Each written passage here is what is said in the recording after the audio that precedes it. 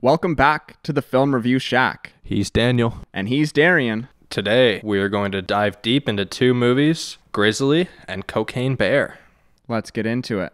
Grizzly is a 1976 monster horror film directed by William Gridler. Grizzly had a budget of $750,000 and made $7.3 million at the box office.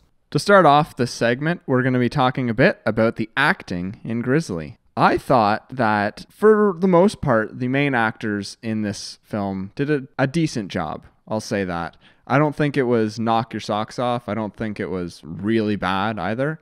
I just think it was decent, and as far as for the main actors goes, it didn't really distract from the movie for me. What about yourself? Well, I gotta be honest, I was pretty disappointed at how bad the acting was for me. I think there was a lot of scenes where they were supposed to be very intense scenes, and the acting really made it seem cheesy and took away from those moments of the movie. They also had very ordinary personalities. Nobody really went over the top with their acting, so there's no connection for the audience to engage with. Yeah, overall pretty disappointed. Fair enough. I definitely get what you're saying. Some of those scenes where the grizzly was attacking, it just didn't seem like the actors were scared. And it kind of just pulls you out of the movie and just kind of leaves a sour taste in your mouth. Like, is this actually even scary if the actors aren't even scared? Exactly. It just makes it very unbelievable. Yeah, for sure. I will say, though, that I did really like the Arthur Scott character and the acting that was put into that. His character is just a little bit more eccentric, a little bit weirder, and I thought out of everybody in this movie, and especially compared to everybody else in this movie, that actor does give a little bit more and does kind of give a little bit of personality to the movie, but not too much. Yeah, I think he was the one actor that stood out, but still overall didn't make up for the other actors. Fair enough, yeah.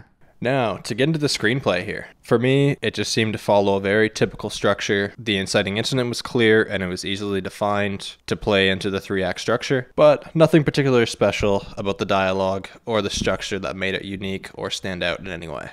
Yeah, I agree. And I just found this to be a total ripoff of Jaws, at least as far as how the beats go in this movie. Obviously, it's not nearly as good as Jaws, but it just it left a sour taste in my mouth because of how similar it was and just the lack of uniqueness that this movie brought in its story. Absolutely. As someone who's seen Jaws many times, you see the similarities that they're trying to use as inspiration for this film, but they miss it at every turn and ends up being a disappointing result. Yeah. One thing that I will give this story credit, though, is it has an interesting sub-conflict within the characters. It's something that I picked up on, and I don't know if it was necessarily intentional, but it seems like it was. And it's that the different characters, kind of the 3 main characters in the story, all clashed with each other. You had the warden, Charlie, who was pretty brutal and just wanted the bear to get killed and the park to be reopened and was kind of just all in it for himself. And on the flip side, you had Scott, who was very much into nature and didn't even want to kill the bear. He wanted to tranquilize it. And then you have Kelly, who's kind of caught in the middle, going back and forth of, I want to get my job done, but am I doing the right thing here? Is this the best way to be going about it? And I kind of found that internal conflict between those characters to be a little bit interesting and kind of more interesting than the actual conflict of the grizzly. Yeah, I think that's actually a great example of one thing they tried to steal from Jaws, because Jaws is a very similar basis where you got someone that's into nature, you got a group of 3 people trying to come together and work together. But in this film, like you said, the conflict adds a lot because it shows how the actors clash and the personalities of the characters, and then they've got to kind of blend everything that they have and they're bringing to the table together to solve the big conflict, being the grizzly. Yeah, for sure. Interesting enough, I actually really enjoyed the ending of this movie. I just, not the explosion when they shot the grizzly, but just that last scene at the end where it's just a shot of Kelly and he kind of puts his head in his hands and he's just thinking, taking in what he does. And I think that scene, it kind of leaves a little bit up to the viewer's interpretation, and it just kind of points out the conflict that had been happening throughout the rest of the movie within himself of, is this the right thing to do? Is this the wrong thing to do? And I think that last scene is just very poignant in emphasizing that he was going through a lot emotionally throughout the movie. Yeah, I think it's a good representation of him having a moment at the end of the film where he has a true moment to self-reflect on himself and everything that he's done throughout the movie. For sure, well put. Now, to get into the cinematography. Personally, I quite enjoyed the cinematography in this. I think it was one of the best parts of the movie. Right from the get-go, I really enjoyed those helicopter shots. Yeah, me too. Those helicopter shots for the first couple minutes of the movie were pretty breathtaking and just really a great element to add through the movie, and how they carried it throughout the whole movie was very enjoyable. Absolutely. I think the scenery kept popping back every so often throughout the film. It wasn't consistent like that, but I think that also helped make it more exciting when it did come back into it. So you get it from the opening sequences, and then a little bit through the midpoint when things start to tense up, and then again at the end in the very climactic part of the movie. Yeah. I would say overall, the cinematography in this movie was just so inconsistent from my perspective. It just seemed like it was a bit of a potentially unexperienced crew, even though the director of photography for this movie, it was their 6th movie. It just seemed like sometimes they were giving a lot of headroom, sometimes they were cutting off the headroom and not giving any at all, and sometimes it was right in between. And then the focus pulling was kind of off all movie. There was lots of scenes out of focus, and there wasn't much racking back and forth during conversations, even when the characters were on 2 different planes of depth. And that kind of took away a lot for me from the movie. It was very distracting, but overall, I still really liked the intent from the cinematography in this movie, and I think the intent was pretty artistic. What, are you a cinematographer or something? Maybe. For me, I didn't quite notice all the little techniques and stuff that you just talked about. Almost fell asleep during your monologue there, but anyways. For me, it was a little bit justified because the scenery and the circumstances are always changing throughout the film. And so it kind of makes sense that the shots aren't always going to look the same. There's different locations, stuff like that. But I just didn't take as close of a look, I guess. Oh, it's fair. It's not the most obvious thing to pick up, and it doesn't really distract too much from the movie if you're not looking for it. But of course, I was watching the movie critical about the cinematography, so it stood out. Of course. Do you want me to get even more technical? Oh, do I? Because there's some other technical errors that I found in this movie in terms of the cinematography. Well, lay 'em on me. Well, one I thought it was kind of funny is there was a lot of light bleed into the lens, and a lot of lens flares that did not seem intentional in the slightest, or just a lot of times where the light was bleeding in from the edge of the screen and just kind of washing everything out. And it just seemed like they didn't have a proper matte box or didn't have proper siders or anything like that. And it just, it was actually pretty distracting. I feel like a law student in a science lecture right now. I don't know. Okay. Some interesting points you make there, I suppose. Another thing I really enjoyed was the point of view shots where you see what it's like through the bear's eyes. You got they seem like sloppy camera work shots, but you know it's for the purpose of the bear walking through the bushes and kind of luring and waiting to attack its prey. Really interesting shots for me from that. Similar in a sense to when we reviewed Evil Dead. You had some of that entity coming towards the characters in that film. It gave me a similar feel to that. Yeah, for sure. I totally agree. And it's a typical thing that you see in these horror movies, but I think it does a really good job of creating suspense. And there's also some points where they used some zoom lenses to create suspense, and I think overall they did a good job with those couple techniques. And just overall, I think the cinematography in this movie does a relatively good job at telling the story, and it adds some stuff at some points, but not too much. But just overall, the story is delivered well through the camera work. Yeah, I agree with you on that one. Okay, now to get into the score that they used throughout the film. Once again, I think another big aspect of this film, next to cinematography, I think the sound effects were absolutely outstanding. It matched the intensity on the screen when it needed to, and at the same time, it also played well at being subtle in the right moments. Like, it acted as a very good background piece to the film. What about you? What did you think? I thoroughly enjoyed the score and the sound effects in this movie. I thought by far it's the best part of the movie. And I really like the diversity that the score has. You know, it's got a lot of major, hopeful sounding music when it's appropriate, and then it's also got a lot of minor and dark, suspenseful music when it's appropriate as well. And as well, the sound effects, I think they match really well with what's going on screen. They're mixed well, and the grizzly bear noises were pretty good as well. It was pretty convincing for me, especially because they didn't have an actual bear making the noises. It was all added in post-production. Yeah, that's pretty impressive when you put it from that perspective.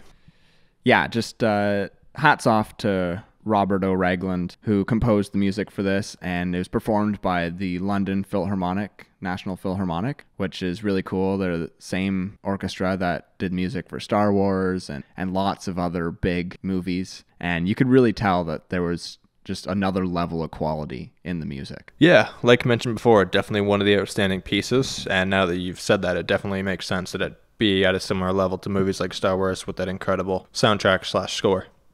Now, of course, in a horror movie like this, we can't go on without touching on the special effects a little bit. And this movie does an interesting take on their blood and guts. I think it was very inconsistent, again, similar to the cinematography. There was points where it kind of looked like it might be real, and then times where it was totally cheesy and super fake, just super unrealistic. Especially like the parts when the bear would hit off someone's arm and you just see the arm go flying. Like totally unrealistic. And then there was some times when the bear was tearing people up and it was all bloody and it looked pretty good. And other times when then it wasn't very bloody and it was like, why isn't there that much blood? It's the same kind of actions that the bear's making. I just kind of lost me a little bit with the inconsistency, and I felt like it could have done more. It could have been even more over the top. It had the room to reach. Interesting. I didn't necessarily pick up on any of that, but maybe I'm just more immune to horror movies, and I feel like most of them are filled with inconsistencies like you just described, so maybe, I don't know. Yeah, it's not a big part of the movie, that's for sure. It's all pretty cheesy, so when it's even more cheesier than some other points, you don't really notice it because it's all kind of fits within the same group of cheesiness. Yeah, that makes sense. We'll go with that one. Now, to get into a rating of this truly wonderful film, I'm going to start it off with a 6. Okay. It's a pretty bold 6. I'm going to go with a 5. I think this movie stacks up with the other 5 that I've given on our podcast, Bill and Ted's Excellent Adventure, for different reasons, though. I just think this movie, the intent behind it and what they were trying to do was well done, but the execution and the story just missed the mark for me. I can see that. Just for me personally, I'd rather see a crappy horror movie than a crappy comedy movie. And that's why I go with the 6. Fair enough. I respect that. All right. Well, that is our review of Grizzly. We will be taking a short break and coming back with a blind ranking. Stay tuned. And we're back.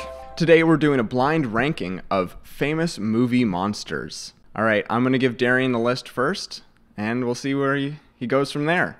First off, I'm going to start you with a classic movie monster, zombies. Quite a few solid zombie movies, but they're not always too great, so I'm going to put them at 3. I like that. Next up, I'm going to go with another classic, Chucky the Doll. Terrifying concept. I'm going to put that one at 2. Third up, we've got the Xenomorph from the Alien franchise. Causes quite some havoc. Well, I can't rightfully put it at 4 or 5, so I'm going to put that one at 1. Fair enough. Fourth up, we've got a bit of a humorous monster here with Frankenstein's monster.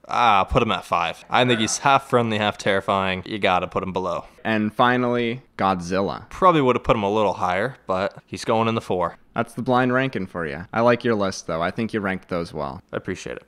Now, I'm going to give you the same blind ranking with 5 new monsters. Let's do it. First up, Count Dracula. Oh, I love Count Dracula. So I'm going to put that at 2. Next, I'm going with the bear from Grizzly. I think it was more of a cute bear than a scary bear. So I'm going to put that one at 4. Okay, interesting take. Next up, you got the one and only Jaws. I feel like you might throw me a curveball, so I'm going to have to put Jaws at 3 here. Ooh, okay. Next up, I'm going to give you the Invisible Man. Oh, the Invisible Man. Oh, well, it's got to go at 5.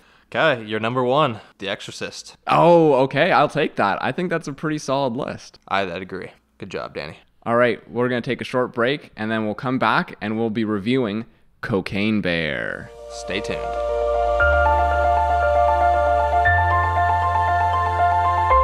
And we're back. Now, we're going to take a look at Cocaine Bear.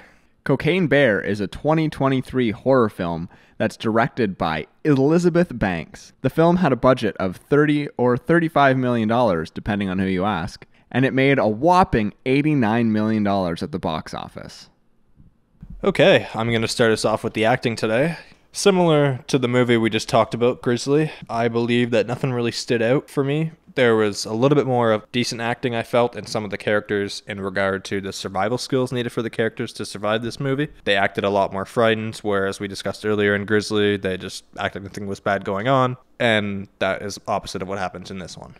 Yeah, I actually really enjoyed the acting in this movie. There's a lot of recognizable actors for me, which isn't too often where I recognize actors. So that was cool. And I thought everyone just did a good job. You know, not an incredible job. I'm not nominating anyone here for an Oscar or anything like that, but I enjoyed the acting in this movie. I thought it was fun, playful, and the actors seemed like they got into their roles and had fun with it. And that made it fun for me to watch it. Yeah, I think they had some surprising smaller parts where actors came in and didn't necessarily fill the whole movie, but played a crucial part for the moments where they were on screen. One example of that was somebody that came through maybe 2/3, 3/4 of the movie through was Ray Liotta. And I think he came in, didn't really impress me too much when he came in, but as the time went on, he really acted well as a villain towards the end of the film and really did a great job of portraying that.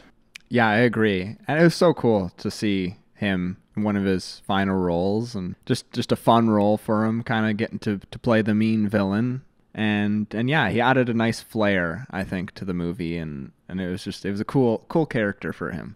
Definitely, he stood out in this film for sure. One other thing that I found a little bit interesting about the acting that I'm going to go back on to what I first said was them being more realistic to the situation. There was one moment where the detective saw the bear consuming the cocaine and delivered a line that read, No, don't kill it. Let's see what kind of effect that has on it. And I think that might be one of the stupidest lines I've ever heard in cinema in my life, because what kind of effect do you think is going to come of that? Had the chance to shoot it, had the chance to save everybody. No, just let it be. It'll be fine. It's just a 175-pound bear on cocaine.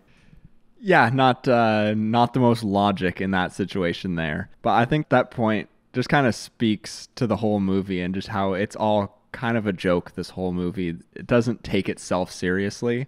So there's a few points like that where it's just like, oh, that's dumb, but it's probably dumb for the sake of being dumb, and someone will find that funny. Yeah, definitely. Talking about the humor that was in this story, I want to delve into the screenplay a little bit and how that humor played within the movie. And I thought it was pretty funny, the whole movie. And there were some good funny situations that the characters were getting into with the bear, and just a lot of humor coming out of the situations. And I also thought there were some clever one-liners that the actors had, and a lot of them weren't necessarily blatant jokes, but they were just kind of dumb things that were said that I found funny. And maybe it's just me that found this movie funny, and maybe it's not, but I enjoyed how the humor played in this movie.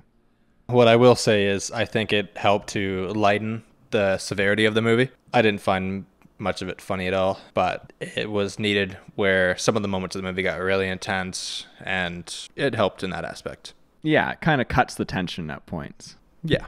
Now, one thing that's kind of different about this movie is the ending in it is a happy ending, which isn't always the case in a horror movie. Actually, usually the opposite. But this one, it left you feeling good, and it left you with a smile on your face. And I kind of thought that was cool. Yeah, I think regardless of how you felt throughout the film, I think there's still a part of people watching that necessarily might not have wanted that bear killed. Come the end, they played that up in a certain way. So people that would have been disappointed by that ended up not being disappointed. And yeah, interesting way to end it. Yeah, I think they do a good job of having those main characters that you want to make it out in the end and survive, that they do end up surviving. So it's kind of like a triumph over evil in a sense, even though it's just a weird movie. Yeah. One other thing that I enjoyed about this movie and the structure of the movie is how there was just a bunch of different storylines going on. You kind of had these different groups of backpackers at the start, and then you had the cocaine traffickers come in, and you've got the kids as well. And I really liked how all these storylines kind of seemed like they were leading up to joining up with each other, and they happened at different points in the movie where they met up with each other, and the suspense that was created by thinking, okay, when are these people going to run into each other? What's going to happen next to these people? I just enjoyed that part of the movie and kind of guessing in my head what's going to happen to these people next, or what are they going to run into next.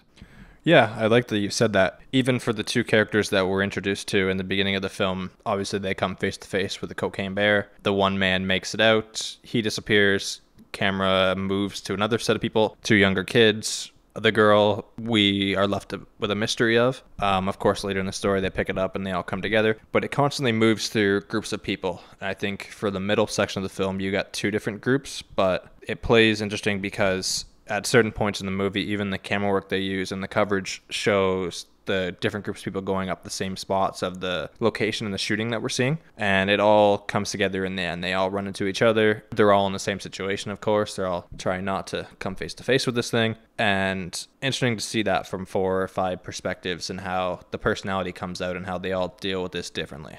For sure, I totally agree. Now, for the cinematography, I think similar to Grizzly, some very interesting scenery shots. You got a great location scouting with the mountains and all of that. But again, nothing really standing out. No techniques that really played too greatly for me. Well, I think overall, the cinematography in this movie is just tight. It's not like some of the other movies and the cinematography in them that we've reviewed, but it's very technically precise for what they were trying to do. And I really enjoyed all of that and just how good it was, like especially compared to Grizzly, like all the headroom in this movie, it was all consistent and it all was appropriate. And I also found that there were some parts where it even added extra storytelling to the story. Like there's one specific scene where the two drug trafficking guys are in a car and the angle is a 2-shot, but then it breaks off into a 1-shot of each of them, cutting off both their looking room, kind of separating the two characters, even though they're right beside each other. And I thought that was a really cool scene, and how the cinematography worked in that scene really spoke more about the story than what was actually even going on within their two argument there. You've got some of the choices they decided to use with the coverage really adding elements to this movie from a couple different perspectives. Absolutely. Yeah, I also really like just the overall aesthetic and look of this movie. Love the lens choice. I'm not sure exactly what lenses they were using, but they were very crisp, and the bokeh on them was so beautiful. It just added a lot. It made the movie really visually pleasing to watch. And I also liked the color scheme that they were using. It was a bit less saturated, a bit more muted in the colors, you could say. And I found that aesthetic really worked and really matched with what was going on in the story. So just overall, it was a very pleasing movie to watch for the eye. Yeah, similarly to that, I really enjoyed the use of the lighting that they did in this. I think you got somewhat any outdoor movie that you're going to watch. It takes place mostly outdoors. Different settings that come from viewing different times of the day on the screen. And with this movie taking place over the course of what seems to be most of one day, when you switch from the scene to where the daylight is kicking in to when they end up finding the woman's daughter in the cave, you switch to a dark background and the lighting totally flips and just as pleasing. Yeah, I totally agree. And I really liked that nighttime scenes as well. The pale lighting that they used and really emphasized that desaturation of the colors. And it was very beautiful for me to watch. One other little technical piece that I enjoyed about this movie is the use of depth in it. I found they did a really good job of racking focus to different things or drawing your attention to something in the foreground initially and then having the character come in the background. Or there's a really cool scene where it went from two people pointing their gun at each other, and it racked from both of their eyes to the end of the barrel of the gun, and it did that back to back. And I thought that was just a really cool use of depth, and it really helped tell the story of that scene. Yeah, I agree. Now, can't miss it. In every horror movie review we do, let's talk about the effects. For me, very gruesome at times. And I think when you least expected it, you kind of get through a certain portion of the movie with it being, it's still a bear attacking people, but it was pretty controlled. And then it kind of just lets loose. And it's open season and legs, arms flying everywhere. Pretty gross. They did a great job with that, I felt. How about you? Yeah, I really enjoyed the special effects and makeup in this movie. I think they did it in a tasteful way. Like, it is very brutal, and there's a lot of gore in this, and there's some really stark and shocking shots, especially the one where the teenager gets shot in the back of the head. That's a brutal scene and a brutal image. But I think they still do it in a tasteful way where they could have gone even more over the top, like say in a Quentin Tarantino movie where there's tons of blood, like Django. This movie, it's got limbs ripping off and stuff happening, but yet it's still subdued enough in the amount of blood, and like there's not blood gushing out of the limbs, that it's still watchable. And I think if they would have taken it to the level that maybe Quentin Tarantino would have, it probably wouldn't have been watchable. It would have been a little bit too scary and too brutal. Yeah, I agree. I think for most of the movie, it's running pretty adjacent to that line where you consider it crossing that line, but it controlled itself at the right moments. Yeah, I'd say it was right on that line. Yeah. And last but not least, we've got to touch on the sound design and the score. And personally, I thought, again, it was very good. Not as good as Grizzly, but I think the music in this movie matches really well to what's going on screen, and it sets the mood and tone of each scene really well. And that's just one thing watching this movie I just couldn't get over, is every time something in the mood changed, the music changed with it. And it was just, the music was on key, on point the whole time throughout the whole movie. It was a great element that added to the storytelling. Interesting. Personally, I didn't notice the sound as much in this film. I don't know if that's because we were in a movie theater watching the first one. The sound's a lot more intense, of course, being there. But for me, I just didn't pick up any of the sound design. I felt that the screen was more overwhelming than the sound at the moments. But hey, that's just me. Yeah, no, I can definitely see that, because there was a lot of points where it was subtle and it wasn't in your face. It wasn't trying to be like, oh, listen to this big piece of music we have. It was just kind of this subtle, like sinister music in the background, or this light, happy music just kind of going on in the background. It wasn't centerpiece of this movie where you could say it kind of was in Grizzly, but I just think it matched really well in the background, and it speaks volumes saying that sometimes you don't notice it. It just kind of goes in with the rest of the theme of the movie. Yeah, I agree. For me, the soundtrack and the songs they used did that more for me. Even in the opening sequence, you got a nice Jefferson Starship song playing, and some other throughout that really, again, the lyrics fit to the story, and just a great execution on that.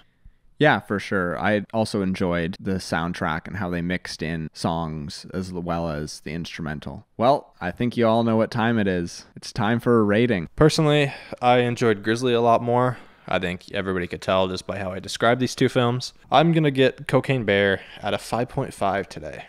All right. Might be a little low, but higher than Bill and Ted. And yeah. I'm going to give this movie a nice round 7 out of 10. I enjoy this movie. I thought it was a fun story. I think there's some good cinematography in it. I think overall, top to bottom, it was a pretty well produced movie, and just an easy watch and a fun watch. So I put this up there with Back to the Future as an enjoyable movie with some good quality production value as well. Yeah, it was a fun watch. I'm just glad it was only 90 minutes. There's a movie for everybody, and sometimes it's just not for you. Sometimes it's not Cocaine Bear. Yeah. Actually, that's all the time. But if anyone out there is thinking about watching Cocaine Bear, I say do it, but just be prepared. You might not sleep very well the next night. I say don't do it. So if you're listening at home, flip a coin. All right. Well, there you have it. That's our review of Cocaine Bear. When we come back, we will be doing an animal movies draft.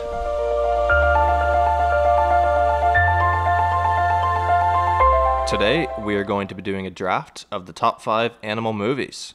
I'm going to start us off with the first pick, and I'm going to take the quintessential animal horror movie of Jaws. I'm going to hit you right back. I'm going to go The Wizard of Oz at 2. Probably the best dog in cinema history. Okay, my second pick, I'm going to go with a bit of a newer movie, bit of a weird one maybe. I'm going to go with Life of Pi. My second pick, I'm going to go with a character that's always causing mischief. I'm going to go King Kong.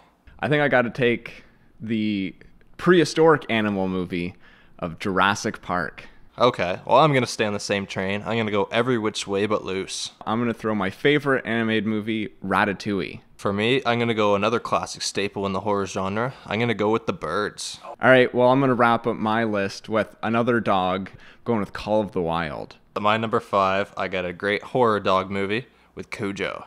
All right, well, I think this is a pretty competitive draft. I think so.